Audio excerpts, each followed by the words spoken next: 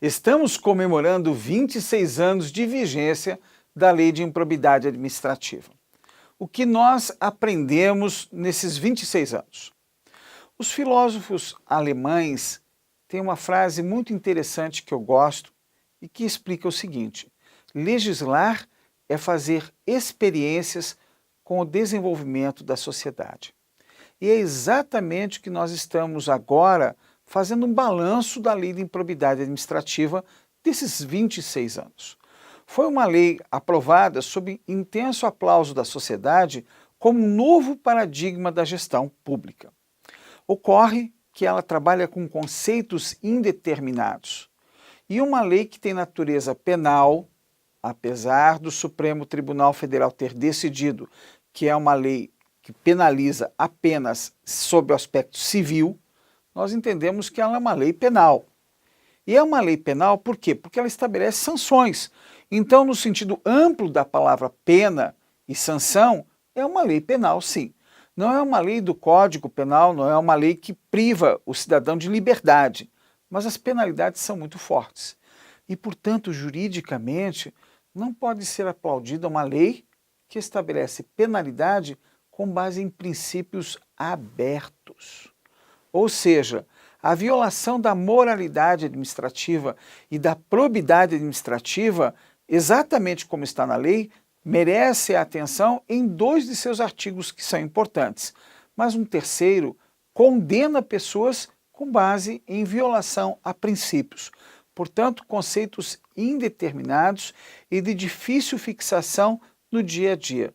Até porque, muitas vezes, o réu não tem consciência da ilicitude ou da gravidade do fato.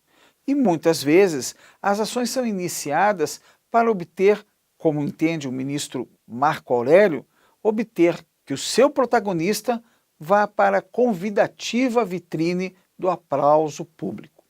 Então, é uma lei que sempre mereceu da nossa parte cautela na sua aplicação. Vamos agora destacar 3 pontos importantes. Eles estão nos artigos 9, 10 e 11 da lei. Acompanhe a ideia conosco numa pequena leitura que vamos fazer para a melhor compreensão do assunto. Em regra, qualquer ato de corrupção frente ao ente público praticado por agente público ou alguém equiparado pode ser considerado ato de improbidade administrativa. A lei prevê basicamente 3 espécies. Atos de improbidade que importam enriquecimento ilícito são aqueles que trazem aproveitamento econômico indevido para o agente público, exemplo, receber dinheiro para liberar um alvará.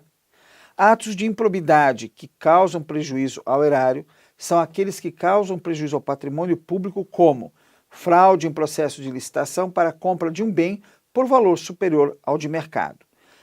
E atos de improbidade que atentam contra os princípios da administração pública. São aqueles atos praticados em desconformidade com os princípios regentes da administração pública. Note, como dissemos, que por ter sanções, penalidades, essa lei acaba tutelando princípios. E isso é difícil, na prática, de se enquadrar. Outra questão importante sobre a lei de improbidade são as penalidades, que são muito severas se aplicadas adequadamente. Além da perda de patrimônio, o agente público pode ser condenado a não ocupar mais cargos públicos durante determinado prazo. No entanto, essa lei traz 2 grandes avanços.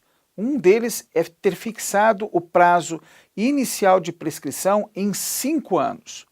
Portanto, é necessário que a sociedade e o próprio Poder Judiciário ou Ministério Público se atentem para esse fato. Ao perceber um ato de improbidade, ele deve ser imediatamente notificado às autoridades competentes para a apuração. Essa lei exige, no entanto, que o denunciante se apresente como tal, se identifique para que o processo seja instaurado. A denúncia anônima não cabe na lei de improbidade administrativa. Ao receber uma denúncia anônima, deve a autoridade buscar por seus meios a investigação dos fatos, se lhes parecerem verdadeiros.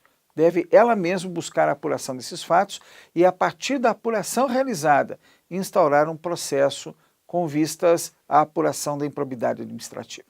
Outro ponto que poucas pessoas sabem é que essa lei faz uma conexão entre os processos dos tribunais de contas e o processo administrativo para apuração de improbidade. Ou seja, pode a própria administração instaurar um processo para apurar a improbidade administrativa. O recurso ao Poder Judiciário é uma instância que é permitida, mas não é obrigatória para que os fatos sejam apurados. E isso pouca gente sabe. Muita gente sabe da ação de improbidade perante o Judiciário, mas ela pode ser instaurada perante a própria administração pública. Com esses esclarecimentos, nós saudamos e também comemoramos os 26 anos de vigência da Lei de Improbidade Administrativa, lembrando o pensamento que usamos na abertura deste vídeo. Foi uma experiência valiosa para a sociedade.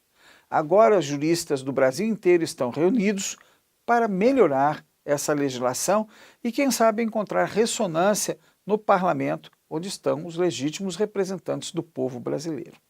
Continue acompanhando agora o nosso trabalho, inclusive um texto que está no nosso portal, no portal do escritório de advocacia que temos, Jacobi Fernandes e Reolon Advogados Associados.